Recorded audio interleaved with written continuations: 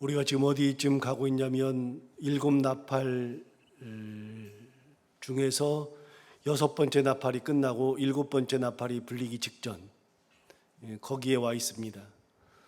일곱 인과 일곱 나팔과 일곱 대접, 이 세 가지 중에서 일곱 인은 이미 끝났고, 그다음에 일곱 나팔 중에서 여섯 개가 끝났고, 그리고 이제 일곱 번째 나팔 불고 그러고 나면은 일곱 대접이 이제 여러 군데에 쏟아지면서 재앙이 끝나게 되죠. 항상 말씀드리지만 인과 나팔과 대접은 점진성을 가지고 있다 그랬습니다. 점점 더 커진다 그랬고, 점진성의 의미라고 하는 것은 하나님께서 조그마한 재앙을 주셨을 때에는 회개할 기회를 더 많이 주셨고, 그 다음에 3분의 1이 없어질 때에는 나머지 3분의 2에게 회개할 기회를 또 주셨고, 그런데 그것까지도 회개하지 아니하면 결국은 일곱 대접에서는 더 이상은 회개할 기회가 없고, 그래서 모든 것이 다 멸망하게 되죠.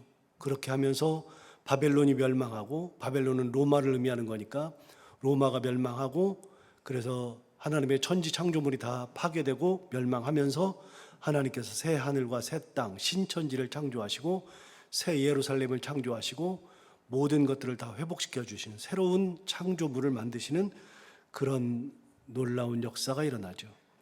자, 오늘은 여섯 번째 나팔이 끝나고 일곱 번째 나팔이 불려지기 바로 직전, 그 이야기를 말하고 있습니다. 지난번에 인 재앙을 이야기할 때도 이야기한 것처럼 인도 여섯 개의 인이 떼어진 다음에 마지막 일곱 번째 인이 떼어지기 전에 하나의 이야기가 들어가 있다 그랬죠. 그게 삽경이라고 말씀을 드렸고, 삽경이 나온 다음에 일곱 번째 인이 떼어지고, 일곱 번째 인이 떼어질 때 일곱 천사에게 일곱 나팔을 주어서 그 천사들이 일곱 개의 나팔을 불면서 재앙을 주는 것이 이제 패턴인데, 일곱 나팔도 역시 여섯 개의 인이 떼어진 여섯 개의 나팔이 불려진 다음에 일곱 번째 나팔 불려지기 전 그때에 다시 삽경이 있습니다. 여러분 어디를 보시냐면 8장 6절부터 보시면, 8장 6절부터 보시면 이제 일곱 나팔을 가진 일곱 천사가 나팔 불기를 준비하죠. 그다음에 7절에 보시면 첫째 천사가 나팔을 불고, 8절 둘째 천사, 10절 셋째 천사, 12절 넷째 천사, 9장 1절에 다섯 번째 천사가 나팔을 불었고, 13절에서 9장 13절에서 여섯 번째 천사가 나팔을 불었죠. 이렇게 여섯 천사가 나팔을 분 다음에 일곱 번째 천사가 나팔을 부는 장면이 어디 나오냐면 15장 15절에 나옵니다. 15장 15절을 보시면 일곱째 천사가 나팔을 불매 그러면서 일곱 번째 나팔 부는 얘기가 나오는데, 그러면 10장과 11장 14절까지는 무슨 얘기죠? 삽경이죠. 삽경. 그 중간에 이제 이야기가 하나 삽입되어 있는 겁니다. 인하고 똑같습니다. 인도 여섯 번째 인이 떼어진 다음에 일곱 번째 인 사이에 삽경이 있었고, 그 삽경에서 뭐가 나왔다 그랬죠?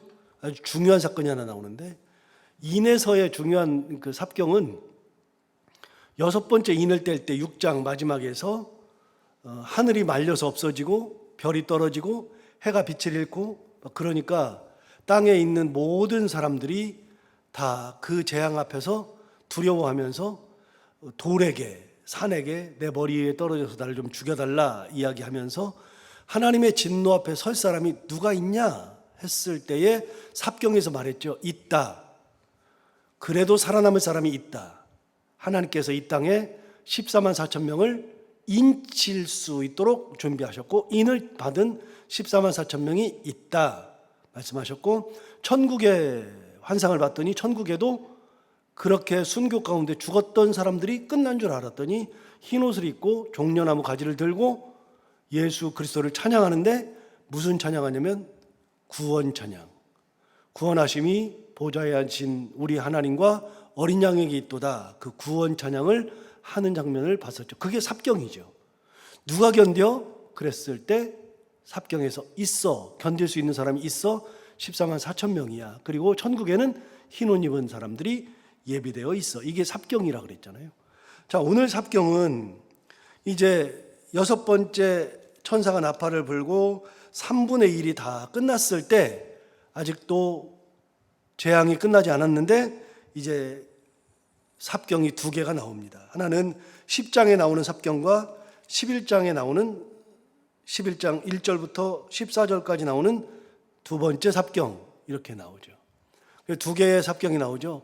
인도 똑같습니다. 아까 인도 누가 견뎌? 6장 17절에 그랬을 때 7장에서 견디는 사람이 있어. 그래서 이 땅에서는 14만 4천 명을 준비하신 하나님, 그래서 머리에 인을 받은, 하나님의 인을 받은 14만 4천 명 하나의 삽경이 나오고, 천국을 가서 봤더니 천국에는 흰 옷 입고 종려나무 가지를 들고 구원 찬송하고 있는 큰 무리들, 그 무리들에 대한 2개의 삽경이 나오죠. 여기도 10장 11장에 2개의 큰 삽경이 나옵니다. 그 중에 오늘은 첫 번째 6번째 나팔 분 다음에의 삽경. 자, 그러면 어떤 삽경인지 한번 볼까요? 제목을 보시면 천사와 작은 책 그랬습니다. 염두에 두고서 한번 보시면 되고요. 1절을 보시면 내가 또 보니 힘센 다른 천사가 구름을 입고 하늘에서 내려왔어요. 여러분, 여기 이제 천사가 등장하는데, 천사를 생각할 때는 이렇게 생각하시면 돼요. 재앙이, 하나님께서 주시는 재앙이 3가지라 그랬잖아요. 인재앙과 나팔재앙, 대접재앙 3가지인데, 인재앙은 예수님께서 떼시는 겁니다. 어린 양이 떼시는 겁니다. 그래서 예수님께서 7개의 인을 직접 떼셔요. 어린 양께서. 그리고 나팔을 부는 거와 대접을 쏟는 거는 전부 다 천사에게 맡깁니다. 전부 다. 예수님은 첫 번째 인재앙 외에는 관여하지 않습니다. 그래서 7번째 인을 뗄 때 7번째 인은 재앙이 아니라 7 천사를 불러다가 7 천사에게 나팔을 부는 장면으로 7째 인이 떼어지는 거고, 그러면서 7 천사가 나팔을 불기 시작하잖아요. 그래서 아까 본 것처럼 8장 7절에도 보면 뭐라고 시작하냐면 첫째 천사가 나팔을 불었죠. 8절에도 둘째 천사가 나팔을 불죠. 그러니까 천사들이 계속 등장합니다.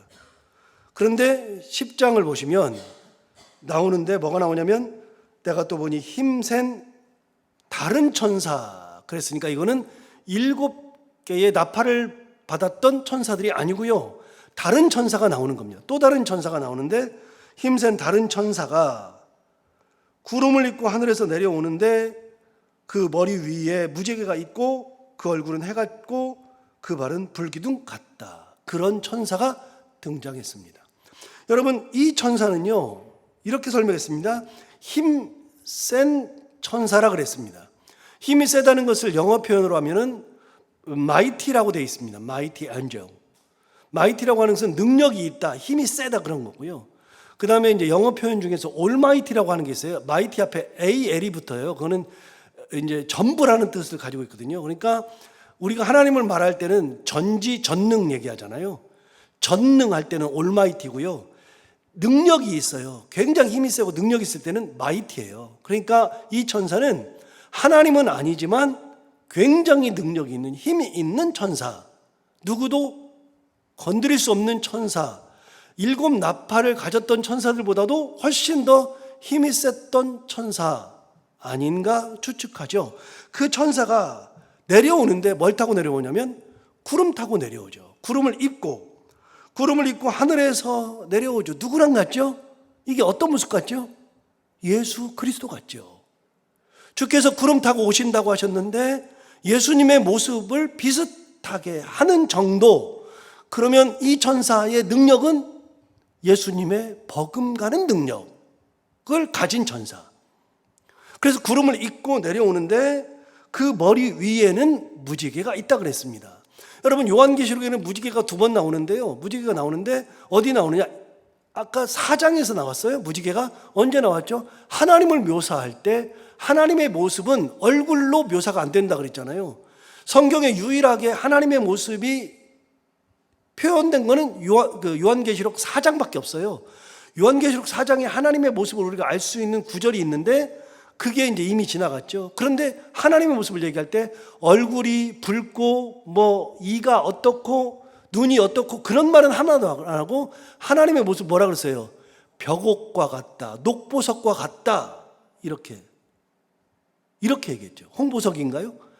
네. 그렇게 하나님을 보석으로 그냥 묘사했지 하나님의 형태를 묘사한 적이 없습니다.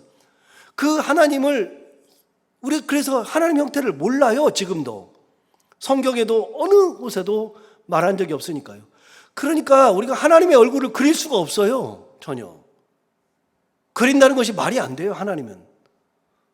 그리고 하나님의 모습을 이야기한 다음에 뭐라 그랬냐면 무지개가 둘려 있었다라고 얘기했어요. 하나님의 보좌를 둘러싸고 무지개가 둘러쌌는데 그게 녹보석인가? 그렇습니다. 그게 이제 에메랄드라고 되어 있거든요. 영어 성경에는. 그러니까 무지개가 하나님의 보좌를 둘른 무지개가 있는데 오늘 10장 1절에 보면 그 천사의 머리 위에 무지개가 있어요. 하나님의 보좌를 둘렀던 무지개가 천사의 머리 위에 있죠. 하나님의 보좌를 둘렀던 무지개, 천사의 머리를 두른 무지개. 이 천사는 아까 뭐 타고 내려왔죠?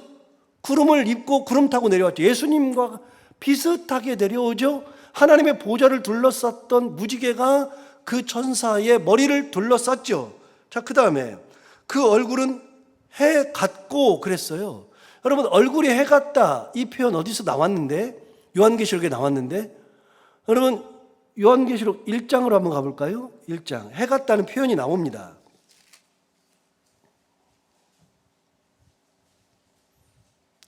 여러분 1장 13절부터 보면 예수 그리스도에 대한 묘사가 나옵니다. 아까 하나님에 대한 묘사는 4장에 나온다고 그랬잖아요. 4장에 하나님에 대한 묘사가 나오는데 하나님의 묘사는 4장 3절에 나옵니다.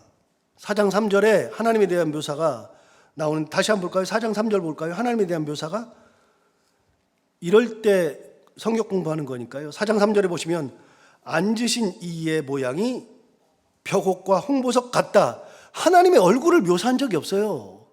요한도 보질 못했어요. 그냥 그런 것처럼 느껴진 거예요. 그래서 하나님의 모양이 벽옥과 홍보석 같다 그랬는데 이거는 하나님이고요. 예수님에 대한 묘사가 1장 13절부터 나옵니다. 요한이 봤던 예수님의 모습. 그래서 요한계시록에 보면 예수님에 대한 묘사 1장 13절부터 16절까지, 그 다음에 하나님에 대한 묘사 요한계시록 4장 3절. 자, 그러면 예수님에 대한 묘사가 나올 때는요 굉장히 세밀합니다. 13절에 보시면 1장 13절에 촛대 사이에 인자 같은 이가 어떻게 하고 있느냐? 발에 끌리는 옷을 입었어요. 가슴에는 금띠를 띄었어요. 그의 머리와 털의 희기가 흰 양털 같고 눈 같고, 그의 예수 그리스도의 눈은 불꽃 같고, 그의 발은 풀무불에 단련한 빛난 주석 같고, 그의 음성은 많은 물소리 같고, 그의 오른손에는 7별이 있고, 그의 입에서 좌우의 날선검이 나오고, 그의 얼굴은 해가 힘있게 비치는 것 같더라. 예수님을 묘사할 때, 얼굴을 묘사할 때 해같이 힘있게 빛나는 빛이 나오는 거예요. 예수님에서. 그래서 예수님의 모습은 비교적 상세해요. 머리털이 하얀 양털이나 눈 같고, 눈이 불꽃 같고, 발은 단련한 주석 같고, 음성은 많은 물소리 같고, 오른손을 들었는데 오른손에 7별이 있고, 입에서는 좌우의 날선 검이 나오고, 얼굴은 해같이 힘있게 비치는 그 빛이 난다 그랬는데, 오늘 본문을 가서 보시면 10장 1절을 가서 보시면, 자, 이 천사의 모습이 또 다시 한번 볼까요? 내가 또 보니 힘센 다른 천사가 어떻게 나오느냐? 구름을 입고 하늘에서 내려와요. 구름 입고. 두 번째, 머리 위에는 무지개가 있어요. 세 번째, 얼굴은 해 같아요. 여러분, 구름 타고 내려오시는 분 예수 그리스도죠. 얼굴은 해 같은 분 아까 나왔죠. 예수 그리스도죠. 그 머리에는 무지개가 둘렸죠. 하나님의 보좌에 둘려는 무지개가 둘렸죠. 이 천사는 어떤 모습이냐? 그 발은 불기둥 같다. 그랬으니까 이 천사를 아까 10장 1절에서 보시면 내가 또 보니 힘센 다른 천사, 이 천사는 다른 천사들이랑은 완전히 구분되는 굉장히 능력이 있는 천사입니다. 그 천사가 하늘에서 내려오는 것을 본 겁니다. 그런데 2절을 보시면 그 천사의 손에는 펴놓인 작은 두루마리를 들고 있어요. 자, 펴놓인 작은 두루마리를 들고 있대요. 자, 두루마리를 들고 있죠. 그런데 여러분, 두루마리 하면은 생각나죠? 이제 설교 들어서 두루마리가 누구 손에 있었죠? 이 두루마리가 누구 손에 있었죠? 4장 가볼까요? 5장을 가볼까요? 5장에 두루마리 얘기가 나오거든요. 자, 5장 1절을 보시면 내가 봄에 보좌에 앉으신 이의 오른손에, 보좌에 앉으신 이가 하나님이잖아요. 보좌에 앉으신 이의 오른손에 뭐가 있어요? 두루마리가 있어요. 그런데 하나님의 손에 있을 때의 두루마리는 어떤 모습이냐면 안팎으로 썼는데 7인으로 뭐 했어요? 봉했죠. 도장을 딱딱 찍고 못 뜯어보게 딱 봉해놨죠.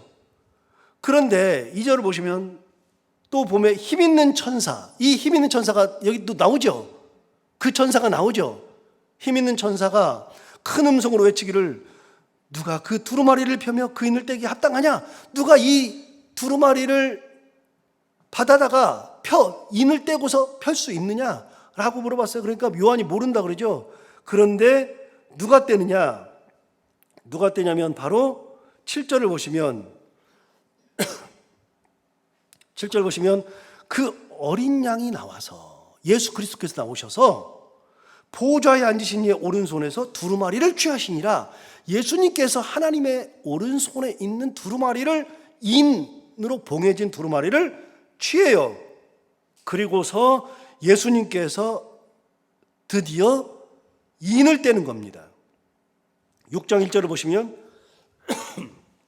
내가 봄에 어린 양이 7인 중에 하나를 떼셔요. 2절을 보시면, 3절을 보시면 둘째 인을 떼시고, 5절 보시면 셋째 인을 떼시고. 자, 여기까지 보시고 본문으로 와서 2절을 보시면, 10장 2절을 보시면, 자, 이 두루마리는 원래 하나님 손에 있던 거예요.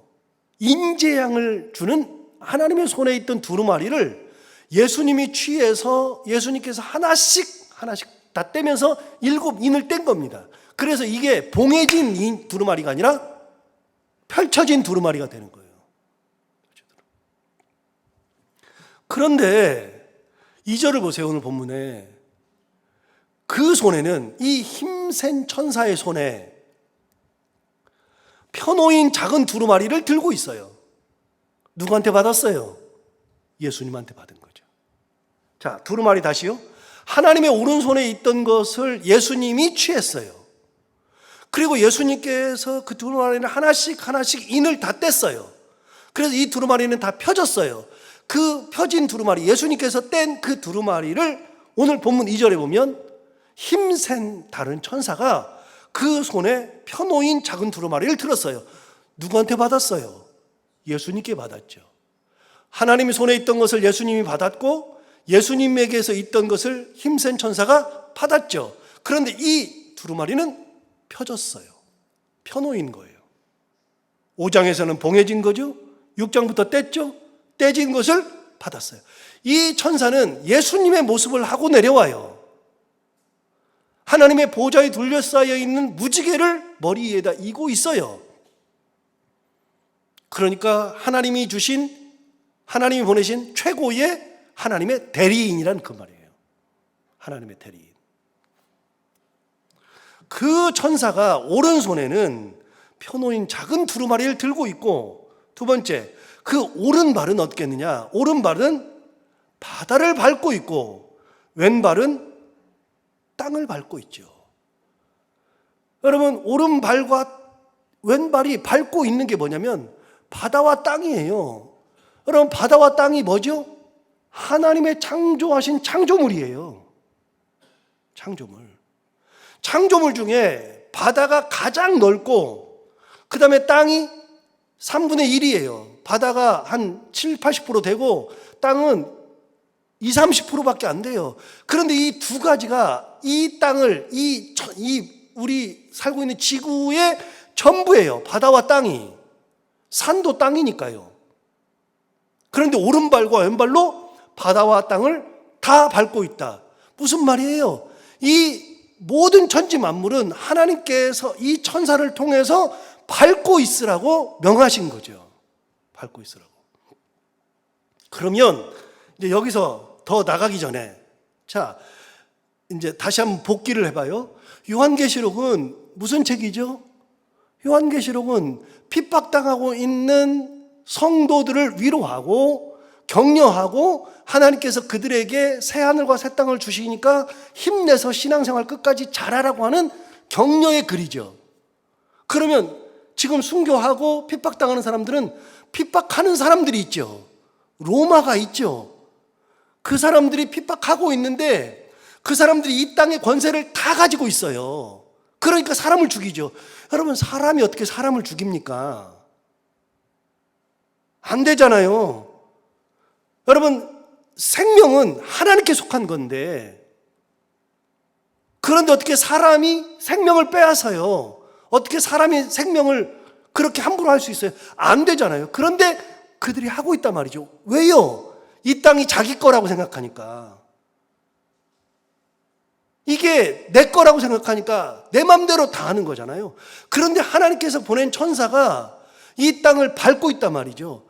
자기들은 몰라요. 내가 내 맘대로 다 할 수 있어. 내가 죽일 수 있어. 내가 생명을 뺏을 수 있어. 그러고 있는데 가만히 보니까, 요한이 보니까 하나님이 보낸 천사가 바다와 땅을 밟고 있어요. 누굴 밟고 있어요? 핍박하는 사람들을 밟고 있어요. 하나님의 능력으로 내려와서.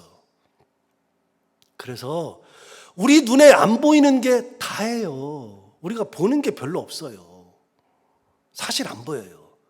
그런데 하나님은 이미 계획하고 있어요. 다니엘이 기도할 때 막 싸워요. 그런데 사탄이 다니엘이 기도한 거를 이렇게 천사가 내려올 때, 미가엘 천사가 내려올 때 막았잖아요. 다니엘이 그 기도 응답을 막으려고 사탄이 막았어요. 끝까지. 그래서 다니엘은 기도를 했는데 응답이 안 돼요. 응답이 안 되고 며칠간 기도하느냐? 21일간 기도했다고 그랬잖아요. 그래서 계속 다시 말씀드리지만 오린교에서 하는 다니엘 기도회는 21일간 하는 거라 그랬잖아요. 21일간. 거기서 나오는 거예요. 다니엘 몇 장이더라? 7장 이후에서 나오는 얘기인데, 여러분, 다니엘은요, 원래가 기도하는 순간부터 하나님은 천사를 보내서 응답하셨어요. 그런데 응답은 이미 되어 있는데 천사가 막으니까 미카엘이 오지 못해서 천사가 사탄과 싸우면서 그렇게 해서 사탄을 물리치고 다니엘에게 온 시간이 21일이 걸린 거예요. 그런데 여러분, 21일 걸려서 응답이 된 게 아니라 다니엘은 기도했을 때, 기도하는 순간 이미 하나님은 응답을 보내신 거예요. 모르죠. 21일간은 나는 응답이 안 된 것 같아. 21일간은 나는 이렇게 너무 괴로운 것 같아. 그런데 모르니까요. 하나님은 이미 그에게 기도 응답을 보내신 거죠.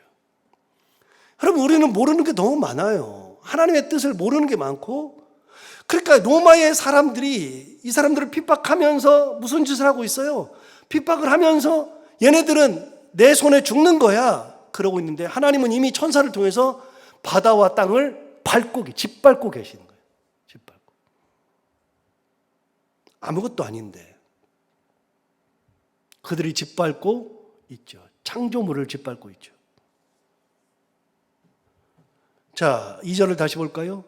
그 손에는 펴놓인 작은 두루마리를 들고 그 오른발은 바다를 밟고 왼발은 땅을 밟았다. 자, 내려오는 순간부터 예수 그리스도의 모습을 가지고 내려왔어요.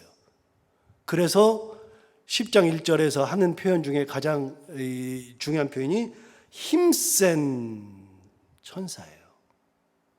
하나님께서 다른 천사와는 구분하신 아주 힘이 센 천사, 예수님의 모습을 하고 내려오고 하나님의 보좌에 돌린 무지개를 머리에 이고 이렇게 얹고 오고, 그리고 예수님의 손에 있었던 두루마리를 받아오고, 그리고 양발로 오른발과 왼발로 바다와 땅을 밟고 있는 하나님의 대리인으로 내려오죠. 그렇게 내려와서 그들을 심판하는 거예요. 자, 오늘 이 말씀을 통해서 하나님이 우리에게 또 주시는 은혜가 있죠. 우리는 전혀 알지 못하는데 하나님은 준비하고 계시고 하나님은 모든 것을 다 아시고 그 가운데서 역사하시는 하나님. 그래서 천사를 준비하시되 힘센 천사를 준비하셔서 그에게 가장 귀한 것을 다 주고 그가 내려가서 하나님의 뜻을 이룰 수 있도록 하시는 그런 하나님의 뜻이 있다는 거. 오늘 요한계시록을 하면서 그 모든 것 가운데 역사하시는 그 하나님을 다시 한번 만나면서 오늘 하루도 은혜 가운데 살아가는 우리 모두가 다 되기를 바랍니다. 기도하겠습니다. 하나님 아버지 감사합니다. 오늘도 귀한 말씀 우리를 깨우쳐 주시고 인도해 주셔서 감사합니다. 이제 6번째 인 후에 힘센 천사, 마치 예수님과 같은 모습으로 구름을 입고 내려오고 머리에는 하나님의 보좌 앞에 둘려있던 무지개를 얹고 이고, 그리고 하나님의 은혜 가운데 이 땅에 내려올 때 해같이 빛나는 얼굴로, 그리고 바른 불기둥과 같은 모습으로 내려오는 천사, 예수님의 손에 있었던 두루마리를 들고 그리고 바다와 땅을 밟고 서 있는 하나님의 최고 대리인. 당시에 핍박받던 많은 사람들은 하나님께서 그렇게 천사를 보낸다는 생각하지 못하고 하나님께서 응답하신다는 것을 생각할 겨를도 없이 핍박 가운데서 죽어가야 했을지 몰라도 하나님은 그들을 끝까지 붙드시고 그들의 삶을 인도하시며 그들의 앞날까지 예정하시고 이끄시는 놀라운 은혜가 있음을 다시 한번 새겨보게 됩니다. 하나님 아버지, 우리가 이 세상 살아갈 때 그 하나님을 항상 바라보며 은혜 가운데 살아가는 저희들 다 되게 하여 주옵시고, 하나님의 그 예정하심 가운데 인도하심 가운데 하나님을 온전히 붙들고 살아가는 저희들 다 되게 하여 주옵소서. 하나님 아버지, 오늘 하루를 살아갈 때에도 이 말씀을 우리가 기억하며 살게 하여 주시되 어떤 상황 속에서도 하나님의 인도, 하나님의 섭리 항상 기억하면서 살아가는 은혜로운 하루가 되게 하여 주옵시고, 특별히 오늘 많은 기도 제목을 가지고 나온 사랑하는 성도들 한 분 한 분 주님께서 다 기억하여 주옵시고, 아침에 일어나서 나오는 그 정성과 하나님 앞에 나와서 기도하는 그 열정 보시고 저들의 기도 가운데 함께 하시고 꼭 응답해서 응답받고 돌아가는 귀한 시간이 되게 하여 주옵소서. 오늘 하루도 해야 되는 것들을 기쁨으로 잘 감당하고 만나는 분들과 함께 웃고 행복한 하루가 되게 하여 주옵소서. 감사하며 예수님 이름으로 기도하옵나이다.